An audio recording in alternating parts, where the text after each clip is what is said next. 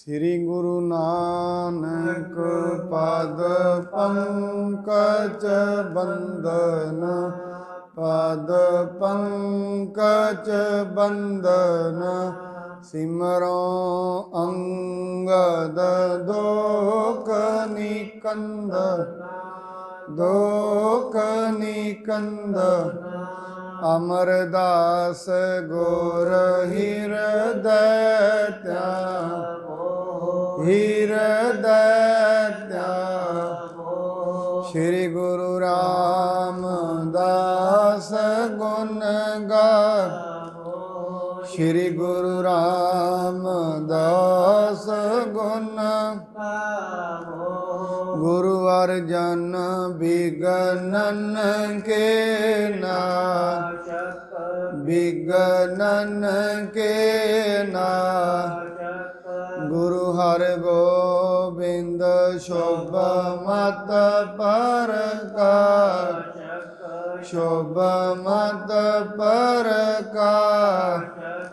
गुरु हर राय नमो कर जोरी, नमो कर जोरी।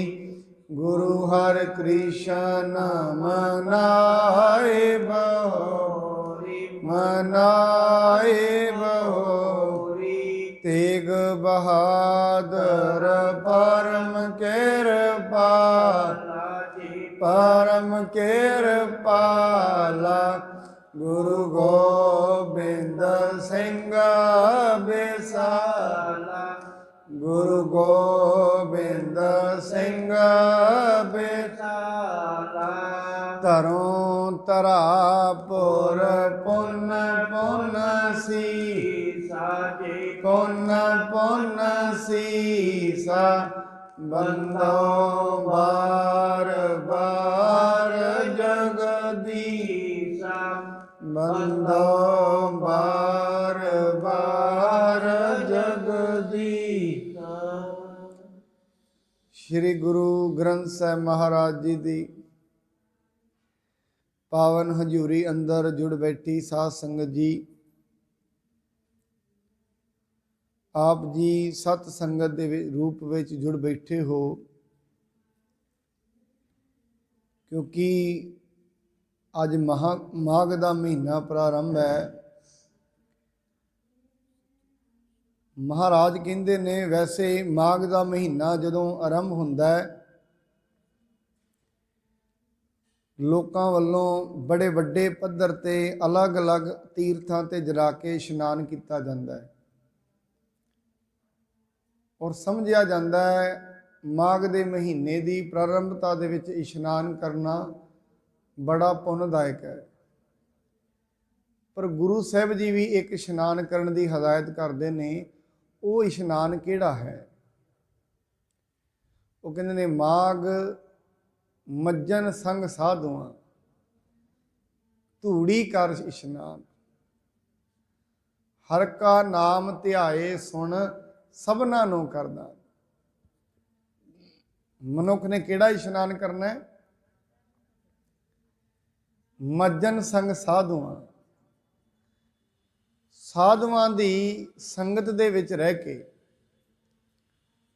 जिथे सच की गल होए उत्थे बैठ के मन नूं इशनान कराउणा है। काहदे नाल? सच्चाई दे नाल, शब्दां नाल, नाम दे नाल, सत संगत दे नाल। बाहरी इशनान दे नाल मात्र सिर्फ शरीर साफ हुंदा है, मन नहीं। बाहर तीर्थ ते मनुख रटन करेगा, तीर्थ से इशनान करेगा। तीर्थ इशनान दे नाल सिर्फ शरीर सुंदर बनता है, पवित्र हो सकता है, सुच्चा हो सकता है। पर साहब जी कहते ने मन पवित्र नहीं हुंदा। कर्मां दी मैल, माड़ियां संस्कारां दी मैल नहीं उतरदी। उहदे उतारण दा उपाव इशनान नहीं है। करना तो उहदे लई भी इशनान पैंदा, पर मन का इशनान, शब्द दे नाल इशनान, बार बार शब्द का जपना, ये वाला इशनान। ਜਦੋਂ ਇਹ ਵਾਲਾ ਇਸ਼ਨਾਨ ਕੀਤਾ ਜਾਏਗਾ, ਸਾਹਿਬ ਜੀ ਕਹਿੰਦੇ ਨੇ ਜਨਮ ਕਰਮ ਮਲ ਉਤਰੈ ਮਨ ਤੇ ਜਾਏ ਗੁਮਾਨ। ਜਨਮਾਂ ਜਨਮੰਤਰਾਂ ਦੀ ਮੈਲ, ਲੰਮੇ ਅਰਸੇ ਤੋਂ ਇਕੱਠੇ ਹੋਏ ਮਨ ਦੇ ਉੱਤੇ ਪਾਪ, ਇਹ ਖਤਮ ਹੋ ਜਾਂਦੇ ਨੇ। ਮਨ ਦੇ ਉੱਤੇ ਜਿਹੜੀ ਸੰਸਕਾਰਾਂ ਦੀ ਮੈਲ ਲੱਗੀ ਹੋਈ ਹੈ, ਇਹ ਮਨੁੱਖ ਨੂੰ ਨਾ ਸੁਣਨ ਦਿੰਦੀ ਹੈ, ਮਨ ਨੂੰ ਨਾ ਸੁਣਨ ਦਿੰਦੀ ਹੈ, ਨਾ ਸਤ ਸੰਗਤ ਦੇ ਵਿੱਚ ਬੈਠਣ ਦਿੰਦੀ ਹੈ। ਇਤਨੇ ਵੱਡੇ ਭਾਗ ਨਹੀਂ ਮਨੁੱਖ ਦੇ ਉਹ ਸਤ ਸੰਗਤ ਵਿੱਚ ਬੈਠ ਸਕੇ। ਭਾਗਾਂ ਤੋਂ ਬਿਨਾਂ ਨਹੀਂ ਬੈਠ ਸਕਦਾ। ਜਦੋਂ ਵੱਡੇ ਭਾਗ ਬਣਦੇ ਨੇ, ਬੰਦਗੀ ਕਰਦਾ ਹੈ, ਕੋਈ ਪ੍ਰਾਲਬਧ, ਕੋਈ ਐਸਾ ਕਰਮ ਆ ਜਾਏ ਅੱਗੇ ਜਿਹੜਾ ਵੱਡਾ ਕੀਤਾ ਹੋਇਆ ਹੈ, ਬਾਣੀ ਕਹਿੰਦੀ ਜਦੋਂ ਉਹ ਬੀਜੇ ਹੋਏ ਕਰਮ ਦਾ ਬੀਜ ਉਗਦਾ ਹੈ, ਫਿਰ ਮਨੁੱਖ ਨੂੰ ਜਾ ਕੇ ਸਤ ਸੰਗਤ ਨਸੀਬ ਹੁੰਦੀ ਹੈ, ਉੱਥੋਂ ਬਿਨਾਂ ਨਹੀਂ। ਐਵੇਂ ਨਹੀਂ ਹੈ ਕੋਈ ਵੀ ਆ ਕੇ ਬੈਠ ਜਾਂਦਾ ਹੈ, ਕੋਈ ਨਹੀਂ। ਇਹ ਤੇ ਜਿਸ ਦੀ ਜੈਸੀ ਜੈਸੀ ਕਰਨੀ ਹੈ, ਕਰਨੀ ਦੇ ਅਨੁਸਾਰ ਹੀ ਰੋਜ਼ ਰੋਜ਼ ਉਹਨੂੰ ਮਨੁੱਖ ਮਿਲਦੇ ਨੇ। ਰੋਜ਼ ਰੋਜ਼ ਜੈਸੀ ਉਹਦੀ ਕਰਨੀ ਹੈ, ਐਸਾ ਹੀ ਸੰਗ ਉਹਨੂੰ ਰੋਜ਼ ਰੋਜ਼ ਮਿਲ ਹੀ ਜਾਏਗਾ, ਕਰਨੀ ਦੇ ਅਨੁਸਾਰ। ਤਾਂ ਹੀ ਕਰਕੇ ਰੋਜ਼ ਇਹ ਅਰਦਾਸ ਕੀਤੀ ਜਾਂਦੀ ਹੈ, ਸਹੀ ਪਿਆਰੇ ਮੇਲ ਜਿਨ੍ਹਾਂ ਮਿਲਿਆ ਤੇਰਾ ਨਾਮ ਚੇਤਾ ਆਵੇ, ਉਹ ਮੈਨੂੰ ਮਿਲੀ। ਉਹਨਾਂ ਦੀ ਸੰਗਤ ਕਰਾਈ ਜਿਨ੍ਹਾਂ ਦੇ ਨਾਂ ਵੇਖਣ ਮਾਤਰ ਦੇ ਨਾਲ ਤੇਰਾ ਨਾਮ ਚੇਤੇ ਆ ਜਾਏ। ਤੇ ਇਹ ਪ੍ਰਮਾਤਮਾ ਤੂੰ ਚੇਤੇ ਆਏ, ਉਹਨਾਂ ਦੀ ਸੰਗਤ ਕਰਾਈ। ਇਹ ਅਰਦਾਸ ਹਰੇਕ ਮਨੁੱਖ ਨੂੰ ਹੀ ਕਰਨੀ ਚਾਹੀਦੀ ਹੈ, ਕਿਉਂਕਿ ਜਨਮਾਂ ਦੀ ਮੈਲ ਜਿੰਨੀ ਕੁ ਮਨੁੱਖ ਦੀ ਪ੍ਰਾਲਬਧ ਹੈ, ਉਹਦੇ ਅਨੁਸਾਰ ਇਹਨੂੰ ਧਰਤੀ ਦੇ ਉੱਤੇ ਆਰਥਿਕਤਾ ਮਿਲੀ ਹੋਈ ਹੈ, ਧਨ ਦੌਲਤ ਮਿਲੇ, ਬੱਚੇ ਮਿਲੇ ਨੇ। ਇਹ ਜਿੰਨੀ ਇਹਦੀ ਪ੍ਰਾਲਬਧ ਹੈ ਉਹਦੇ ਅਨੁਸਾਰ ਮਿਲੇ ਹੋਏ ਨੇ। ਜਿਵੇਂ ਜਿਵੇਂ ਪ੍ਰਾਲਬਧ ਖਤਮ ਹੁੰਦੀ ਹੈ, ਹੌਲੀ ਹੌਲੀ ਡਿੱਗਣੇ ਵੀ ਸ਼ੁਰੂ ਹੋ ਜਾਂਦੇ ਨੇ। ਧਨ ਮਿਲ ਜਾਏਗਾ, ਧਨ ਮਿਲਣ ਦੇ ਨਾਲ ਸੁੱਖ ਵੀ ਮਿਲੇ, ਇਹ ਫਿਰ ਬੰਦਗੀ ਚਾਹੀਦੀ ਹੈ ਨਾਲ।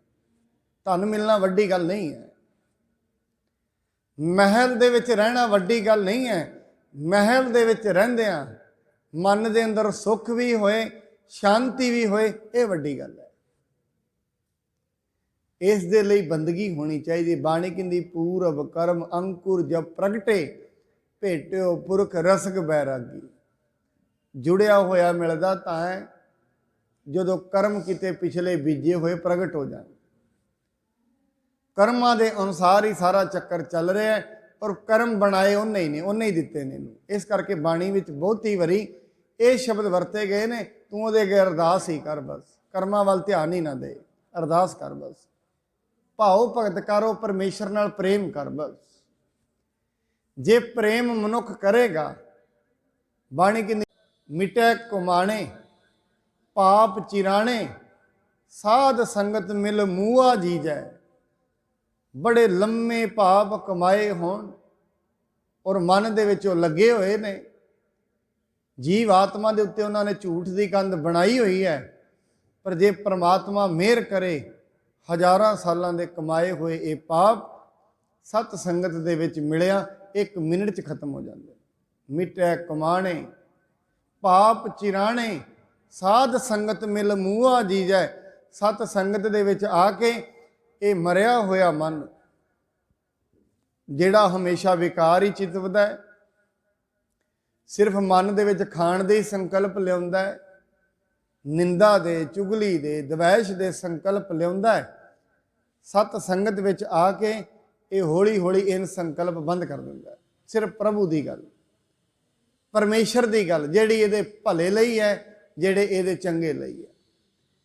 ਕੱਲ ਤਾਂ ਅਸੀਂ ਇਹ ਸ਼ਰਵਣ ਕੀਤਾ, ਗੁਰੂ ਰਾਮਦਾਸ ਜੀ ਗੁਰਤਾ ਗੱਦੀ ਤੇ ਬੈਠੇ ਨੇ, ਪਰ ਜਿਹੜੇ ਉੱਥੇ ਸਕੇ ਸੰਬੰਧੀ ਨੇ ਉਹਨਾਂ ਨੂੰ ਚੰਗਾ ਨਹੀਂ ਲੱਗ ਰਿਹਾ ਇਹ ਗੱਦੀ ਤੇ ਬੈਠੇ ਨੇ। ਹੁਣ ਜਿਹੜੇ ਬੰਦਗੀ ਨਾਲ ਜੁੜੇ ਹੋਏ ਸਤਿਪੁਰਸ਼ ਹੁੰਦੇ ਨੇ, ਉਹ ਸੋਚਦੇ ਨੇ ਇਹ ਗੱਦੀ ਪਿੱਛੇ ਹੀ ਰੋਲਾ ਪਾਉਂਦੇ ਨੇ, ਉਹ ਸੋਚਦੇ ਨੇ ਕੀ ਹੈ ਇਹਨਾਂ ਨੂੰ ਮੈਂ ਦੇ ਦਿਆਂ, ਮੈਨੂੰ ਇਹ ਚੰਗਾ ਨਹੀਂ। ਪਰ ਫਿਰ ਸੋਚਦੇ ਨੇ ਇਹ ਮੈਨੂੰ ਗੁਰੂ ਦੀ ਬਖਸ਼ਿਸ਼ ਹੈ।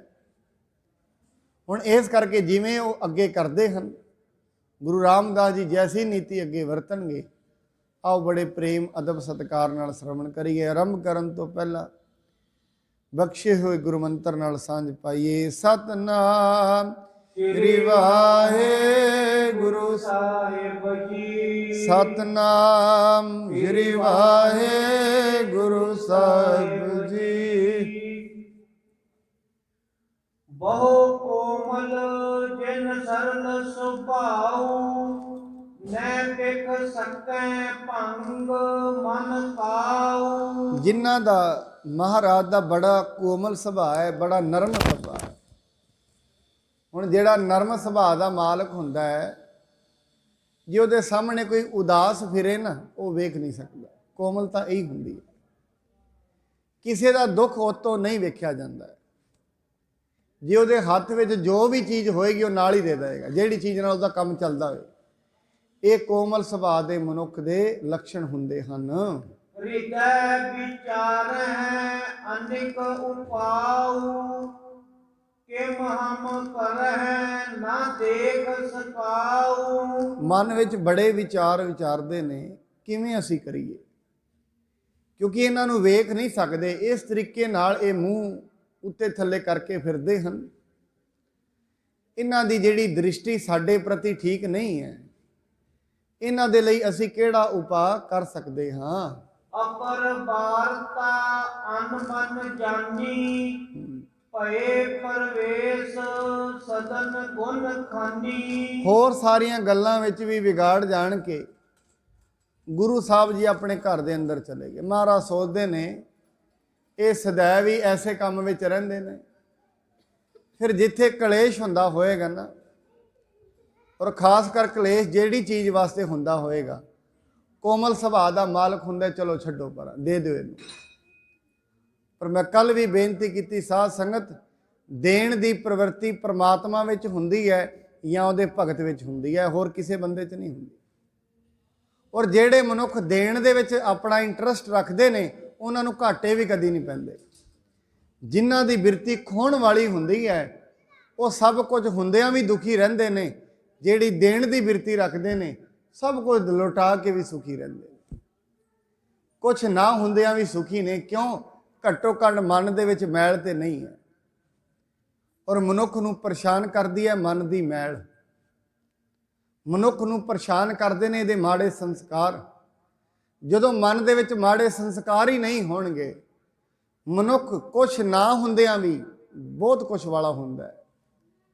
ਬਾਣੀ ਤੇ ਕਹਿੰਦੀ ਹੈ, ਰਾਜਾ ਸਗਲੀ ਸ੍ਰਿਸ਼ਟ ਕਾ ਹਰ ਨਾਮ ਮਨ ਭਿੰਨਾ। ਸ਼ੁਭ ਗੁਣਾਂ ਦੇ ਵਿੱਚ ਪ੍ਰਵਿਰਤ ਹੋਇਆ ਮਨੁੱਖ, ਪਰਮੇਸ਼ਰ ਦੇ ਬਖਸ਼ੇ ਹੋਏ ਗੁਣਾਂ ਦੇ ਵਿੱਚ ਪ੍ਰਵਿਰਤ ਹੋਇਆ ਮਨੁੱਖ, ਬਾਹਰੀ ਤੌਰ ਤੇ ਕੁਛ ਨਾ ਵੀ ਹੋਏ ਤਾਂ ਵੀ ਉਹ ਸ੍ਰਿਸ਼ਟੀ ਦਾ ਰਾਜਾ ਹੁੰਦਾ ਹੈ। ਕਿਉਂ? ਜੋ ਵੀ ਉਹਦੇ ਕੁਛ ਕੋਲ ਹੁੰਦਾ ਹੈ, ਉਹ ਦੇਣ ਦੀ ਗੱਲ ਕਰਦਾ ਹੈ। ਮੈਨੂੰ ਯਾਦ ਹੁੰਦਾ ਗੁਰੂ ਗੋਬਿੰਦ ਸਿੰਘ ਜੀ ਮਹਾਰਾਜ ਕੋਈ ਕਿਸੇ ਚੀਜ਼ ਦਾ ਦਾਨ ਕਰਦਾ, ਉਹਨੇ ਆਪਣੇ ਪੁੱਤਰਾਂ ਦਾ ਹੀ ਦਾਨ ਕਰ ਦਿੱਤਾ। ਕਿੱਡਾ ਵੱਡਾ! ਮਾਤਾ ਦਾ ਦਾਨ ਕਰ ਦਿੱਤਾ। ਨਹੀਂ ਵੇਖ ਸਕੇ ਦੁਨੀਆ ਦੇ ਸੰਕਟ ਨੂੰ। ਆਪਣੇ ਪੁੱਤਰ ਨੇ, ਚਮਕੌਰ ਦੀ ਗੜੀ ਹੈ, ਉੱਥੇ ਖੜੇ ਹਨ। ਦੂਜੇ ਸਿੰਘ ਸ਼ਹੀਦ ਹੁੰਦੇ ਨੇ, ਪੁੱਤਰ ਵੀ ਚੱਲ ਕੇ ਆਏ।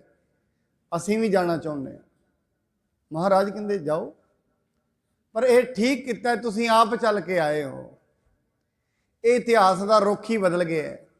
ਮੈਨੂੰ ਨਹੀਂ ਕਹਿਣਾ ਪਿਆ ਤੁਸੀਂ ਚੱਲ ਕੇ। ਅੱਜ ਇਤਿਹਾਸ ਇਹ ਨਹੀਂ, ਗੁਰੂ ਗੋਬਿੰਦ ਸਿੰਘ ਨੇ ਆਪਣੇ ਆਪ ਭੇਜਿਆ, ਪੁੱਤਰ ਆਪ ਹੀ ਚੱਲ ਕੇ ਆਏ ਨੇ। ਅਸੀਂ ਵੀ ਸ਼ਹੀਦ ਹੋਣਾ ਚਾਹੁੰਦੇ ਹਾਂ, ਅਸੀਂ ਵੀ ਜੰਗ ਲੜਨਾ ਚਾਹੁੰਦੇ ਹਾਂ। ਮਹਾਰਾਜ ਨੇ ਇਹ ਨਹੀਂ ਕਿਹਾ ਤੁਸੀਂ ਮੇਰੇ ਹੋ, ਰੁਕ ਜਾਓ। ਨਹੀਂ, ਜਾਓ। ਇਹ ਜ਼ਾਲਮ ਜਿਹੜਾ ਰਾਜ ਹੈ, ਇਹਦੀਆਂ ਜੜ੍ਹਾਂ ਪੱਟਣੀਆਂ ਨੇ, ਰਲ ਮਿਲ ਕੇ ਪੱਟੀਆਂ ਜਾਣੀਆਂ ਨੇ। ਕੋਈ ਫਰਕ ਨਹੀਂ ਆਪਣਿਆਂ ਵਿੱਚ ਬਗਾਨਿਆਂ ਵਿੱਚ। ਕਿਉਂ?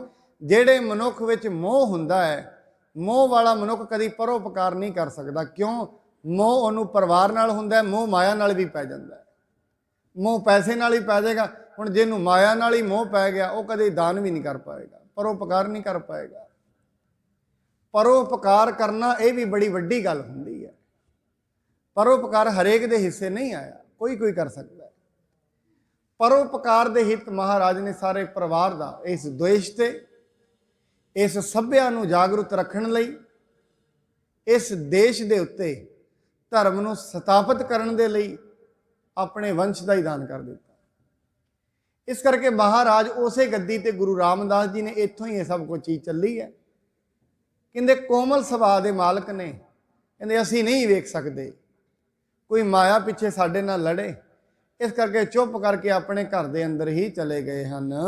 ਰਹਿ ਇਕਾਂਤੀ ਬੈਠ ਗੁਸਾਈ, ਅੰਤਰ ਬ੍ਰਿਤੀ ਰਹੇ ਸੁਖ ਪਾਈ। ਗੁਰੂ ਜੀ ਉੱਥੋਂ ਜਾ ਕੇ ਅੰਦਰ ਬੈਠ ਗਏ, ਪਰਮੇਸ਼ਰ ਦੀ ਬੰਦਗੀ ਕਰਦੇ ਨੇ, ਉਸ ਦਾ ਨਾਂ ਲੈਂਦੇ ਨੇ, ਕਿਸੇ ਨਾਲ ਬੋਲਦੇ ਨਹੀਂ, ਸ਼ਾਂਤੀ ਵਿੱਚ ਜੁੜੇ ਰਹਿੰਦੇ ਹਨ। ਵਹਿਰ ਨਿਕਸ ਕਰ ਨਾਹਿਨ ਬੈਠੇ, ਸਿੱਖ ਸੰਗਤ ਜਹ ਸਕਲ ਇਕੱਠੇ। ਬਾਹਰ ਨਿਕਲ ਕੇ ਵੀ ਨਹੀਂ ਬਹਿੰਦੇ, ਜਿੱਥੇ ਸਾਰੀ ਸੰਗਤ ਇਕੱਠੀ ਹੁੰਦੀ ਹੈ ਉੱਥੇ ਨਹੀਂ ਬਹਿੰਦੇ। ਇਸ ਲਈ ਨਹੀਂ ਬਹਿੰਦੇ, ਬਾਹਰ ਆਵਾਂਗੇ ਹੋਰ ਸਕੇ ਸੰਬੰਧੀ ਨੇ, ਇਹ ਸਾਡੇ ਨਾਲ ਰਾਰ ਕਰਦੇ ਨੇ, ਲੜਾਈ ਕਰਦੇ ਨੇ, ਝਗੜਾ ਕਰਦੇ ਨੇ ਮਾਇਆ ਪਿੱਛੇ। ਮੈਂ ਕੱਲ ਵੀ ਕਿਹਾ, ਗੁਰੂ ਅਰਜਨ ਸਾਹਿਬ ਜੀ ਮਹਾਰਾਜ ਜਦੋਂ ਵੱਡੇ ਭਰਾਤਾ ਨੇ, ਵੱਡੇ ਭਰਾ ਨੇ ਮਾਇਆ ਦੇ ਪਿੱਛੇ ਝਗੜਾ ਪਾਇਆ, ਗੁਰੂ ਸਾਹਿਬ ਨੇ ਸਾਰਾ ਕੁਝ ਦੇ ਦਿੱਤਾ, ਭਾਈ ਤੂੰ ਹੀ ਲੈ, ਨਹੀਂ ਚਾਹੀਦਾ ਕੁਝ। ਪਰ ਯਾਦ ਰੱਖਣਾ, ਸਾਧ ਸੰਗਤ ਜਿਹਦੇ ਵਿੱਚ ਦੇਣ ਦੀ ਸਮਰੱਥਾ ਹੁੰਦੀ ਹੈ ਉਹਦੇ ਨਾਲ ਰੱਬ ਖੜਾ ਹੁੰਦਾ ਹੈ, ਤਾਂ ਹੀ ਤੇ ਉਹ ਏਡੇ ਵੱਡਾ ਮਹਾਨ ਹੁੰਦਾ ਹੈ। ਜਿਹਦੇ ਵਿੱਚ ਖੋਣ ਦੀ ਗੱਲ ਹੁੰਦੀ ਹੈ ਉਹਦੇ ਨਾਲ ਚੰਡਾਲ ਖੜਾ ਹੈ। ਜਿਹਦੇ ਵਿੱਚ ਦੇਣ ਦੀ ਪ੍ਰਵਿਰਤੀ ਹੈ, ਪ੍ਰਮਾਤਮਾ ਉਹਦੇ ਨਾਲ ਹੈ। ਔਰ ਯਾਦ ਰੱਖਣਾ ਸਾਧ ਸੰਗਤ, ਜਿਹੜੇ ਦੇ ਸਕਦੇ ਨੇ, ਜਿਨ੍ਹਾਂ ਅੰਦਰ ਦੇਣ ਦੀ ਗੱਲ ਹੁੰਦੀ ਹੈ, ਘਾਟੇ ਕਦੇ ਨਹੀਂ ਹੁੰਦੇ। ਇਸ ਕਰਕੇ ਕਹਿੰਦੇ ਨੇ, ਜੇ ਕੋਈ ਧੱਕੇ ਨਾਲ ਕਿਸੇ ਦਾ ਮਾੜਾ ਕਰੇ, ਕਹਿੰਦੇ ਮਾੜਾ ਸਹਿ ਵੀ ਲੈ, ਕੋਈ ਗੱਲ ਇੱਕ ਵਾਰੀ ਸਹਿ ਲੈ, 2 ਵਾਰੀ ਸਹਿ ਲੈ। ਜੇ ਮਨੁੱਖ ਨਾਲ ਕੋਈ ਵਲ ਛਲ ਕਰੇ 100 ਵਾਰੀ ਵੀ ਸਹਿ ਲੈ, ਪਰ ਕਿਸੇ ਨਾਲ ਵਲ ਛਲ ਕਰੇ ਨਾ। ਵਲ ਛਲ ਸਹਿ ਲਵੇ, ਕੋਈ ਗੱਲ ਨਹੀਂ, ਪਰ ਯਾਦ ਰੱਖਣਾ, ਜਿਹੜੇ ਵਲ ਛਲ ਕਰਦੇ ਨੇ ਉਹਨਾਂ ਦੇ ਘਰਾਂ 'ਚ ਦੀਵੇ ਕਦੇ ਨਹੀਂ ਬਲਦੇ। ਇਸ ਕਰਕੇ ਮੈਨੂੰ ਯਾਦ ਆਉਂਦੀ ਹੈ, ਸਾਕੀ ਬਜ਼ੁਰਗ ਸੁਣਾਇਆ ਕਰਦੇ ਸਨ, ਕਹਿੰਦੇ ਕੋਈ ਮਨੁੱਖ ਚੋਰ ਸੀ, ਕਿਸੇ ਦੇ ਘਰੋਂ ਉਹਦੇ ਬੈਲ ਖੜੇ ਸੀ, ਬੈਲ ਚੋਰੀ ਕਰਕੇ ਲੈ ਗਿਆ। ਜ਼ਿਮੀਂਦਾਰ ਸੀ, ਬੈਲਾਂ ਨਾਲ ਖੇਤੀ ਹੁੰਦੀ ਸੀ, ਬੈਲ ਚੋਰੀ ਕਰਕੇ ਲੈ ਗਿਆ। 5-4 ਮਹੀਨਿਆਂ ਬਾਅਦ ਫੇਰ ਆਇਆ, ਦੂਰੋਂ ਲਾਈਟ ਬਲਦੀ, ਉਹਦੇ ਘਰ ਦੀਵਾ ਬਲਦਾ, ਦੁਬਾਰਾ ਫੇਰ ਆ ਗਿਆ, ਫੇਰ ਚੋਰੀ ਕਰਕੇ ਲੈ ਗਿਆ। 2-4 ਮਹੀਨਿਆਂ ਬਾਅਦ ਫੇਰ ਆਇਆ, ਫੇਰ ਉੱਥੇ ਲਾਈਟ ਬਲਦੀ ਹੈ। ਕਹਿੰਦਾ ਹੱਦ ਹੋ ਗਈ, ਮੈਂ 2 ਵਾਰੀ ਚੋਰੀ ਕਰਕੇ ਲਾਇਆ, ਇਹਦੇ ਘਰ ਫਿਰ ਵੀ ਲਾਈਟ ਬਲਦੀ ਹੈ। 2 ਵਾਰੀ ਮੈਂ ਏਡੇ ਢੱਗੇ ਲੈ ਗਿਆ, ਚੋਰੀ ਕਰਕੇ ਬੈਲ ਲੈ ਗਿਆ, ਮੇਰੇ ਘਰ ਲਾਈਟਾਂ ਫਿਰ ਵੀ ਬੁਝੀਆਂ ਨੇ। ਇਸ ਕਰਕੇ ਸਾਧ ਸੰਗਤ, ਖੋਣ ਵਾਲਿਆਂ ਦੀ ਆਮ ਇੱਕ ਪੰਜਾਬੀ 'ਚ ਕਹਾਵਤ ਹੈ, ਝੁੱਗੀ ਰੜੇ ਤੇ ਹੀ ਰਹਿੰਦੀ ਹੈ। ਹਮੇਸ਼ਾ ਰੜੇ ਤੇ ਬੈਠੇ ਰਹਿਣਗੇ ਜਿਨ੍ਹਾਂ ਅੰਦਰ ਖੋਣ ਦੀ ਪ੍ਰਵਿਰਤੀ ਹੈ। ਜਿਹੜੇ ਕਿਸੇ ਦਾ ਧਨ ਖੋਹ ਲੈਂਦੇ ਨੇ, ਕਿਸੇ ਦੀ ਇੱਜ਼ਤ ਖੋਹਦੇ ਨੇ, ਕਿਸੇ ਦੀ ਪ੍ਰੋਪਰਟੀ ਖੋਹਦੇ ਨੇ, ਜ਼ਿੰਦਗੀ ਵਿੱਚ ਸੁਖੀ ਕਦੇ ਨਹੀਂ ਹੋਣਗੇ, ਕਿਉਂ ਏਡੇ ਕਰਮ ਹੀ ਨਹੀਂ। ਹਮੇਸ਼ਾ ਪਰੇਸ਼ਾਨੀ ਰਹਿੰਦੀ ਹੈ, ਆਪ ਵਿੱਚ ਪਰੇਸ਼ਾਨੀ, ਪਰਿਵਾਰ ਵਿੱਚ ਪਰੇਸ਼ਾਨੀ, ਨਾ ਬੱਚਿਆਂ ਵਿੱਚ ਪਰੇਸ਼ਾਨੀ, ਕਿਤੇ ਨਾ ਕਿਤੇ ਤਾਂ ਹੋਏਗੀ। ਇਸ ਕਰਕੇ ਬਾਣੀ ਕਹਿੰਦੀ ਹੈ, ਮਹਾਰਾਜ ਕਹਿੰਦੇ ਨੇ, ਹੱਕ ਪਰਾਇਆ ਨਾਨਕਾ ਉਸ ਸੂਰ ਉਸ ਗਾਏ, ਗੁਰਪੀਰ ਹਾਮਾ ਤਾਂ ਭਰੈ ਜਾਂ ਮੁਰਦਾਰ ਨਾ ਖਾਏ।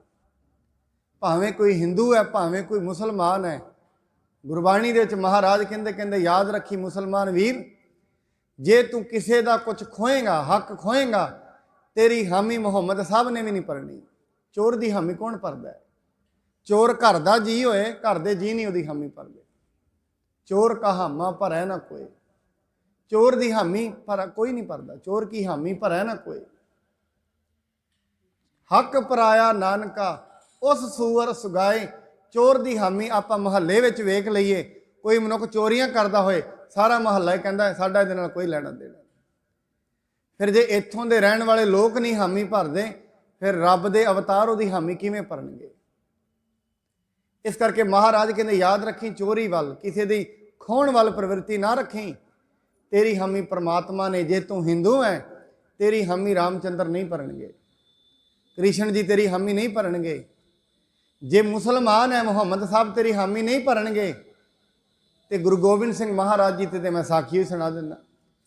ਗੁਰੂ ਗੋਬਿੰਦ ਸਿੰਘ ਮਹਾਰਾਜ ਜੀ ਦੇ ਟਾਈਮ ਆਨੰਦਪੁਰ ਸਾਹਿਬ 'ਚ ਇੱਕ ਸਿੱਖ ਨੇ ਦੂਜੇ ਸਿੱਖ ਤੋਂ ਪੈਸੇ ਲੈ ਲਏ, ਵਿਆਜ ਤੇ ਪੈਸੇ ਲੈ ਗਿਆ।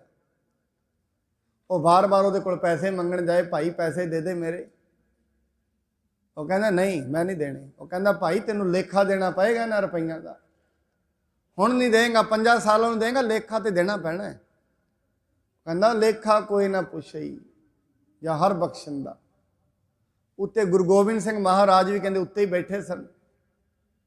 ਉੱਤੋਂ ਹੀ ਮਹਾਰਾਜ ਨੇ ਕਿਹਾ, ਹੱਕ ਪਰਾਇਆ ਨਾਨਕਾ ਉਸ ਸੂਰ ਸੁਗਾਏ, ਗੁਰ ਪੀਰ ਹਾਮਾ ਤਾਂ ਭਰੈ, ਜਾਂ ਮੁਰਦਾਰ ਨਾ ਖਾਏ। ਮੈਂ ਤੇਰੀ ਹਾਮੀ ਨਹੀਂ ਭਰਨੀ, ਇਹਦੇ ਪੈਸੇ ਦੇ, ਮੇਰਾ ਤੂੰ ਕੁਛ ਨਹੀਂ ਲੱਗਦਾ। ਜਦੋਂ ਹੱਕ ਖਾ ਰਹੇ ਕਿਸੇ ਦਾ, ਮੇਰਾ ਕੁਛ ਨਹੀਂ ਲੱਗਦਾ। ਇਸ ਕਰਕੇ ਚੋਰ ਦੀ ਹਾਮੀ ਕਿਸੇ ਧਰਮ ਦਾ ਕੋਈ ਆਗੂ ਹੋਏ ਨਹੀਂ ਭਰੇਗਾ। ਨਾ ਰਾਮਚੰਦਰ ਭਰਨਗੇ, ਨਾ ਮੁਹੰਮਦ ਸਾਹਿਬ ਭਰਨਗੇ, ਨਾ ਮਹਾਤਮਾ ਬੁੱਧ ਭਰਨਗੇ, ਨਾ ਸਵਾਮੀ ਜੈਨ ਭਰਨਗੇ, ਕੋਈ ਵੀ ਨਹੀਂ ਭਰਦਾ। ਚੋਰ ਮਨੁੱਖ ਦੀ ਹਾਮੀ ਕੋਈ ਨਹੀਂ ਭਰਦਾ। ਸੱਚੇ ਦੀ ਹਾਮੀ ਸਾਰੇ ਖਲੋਤੇ ਨੇ ਸੱਚਾਈ ਦੇ ਨਾਲ, ਕਿਉਂਕਿ ਇਹ ਜਗ ਸੱਚੇ ਕੀ ਹੈ ਕੋਠੜੀ, ਸੱਚੇ ਕਾ ਵਿਸ਼ਵਾਸ।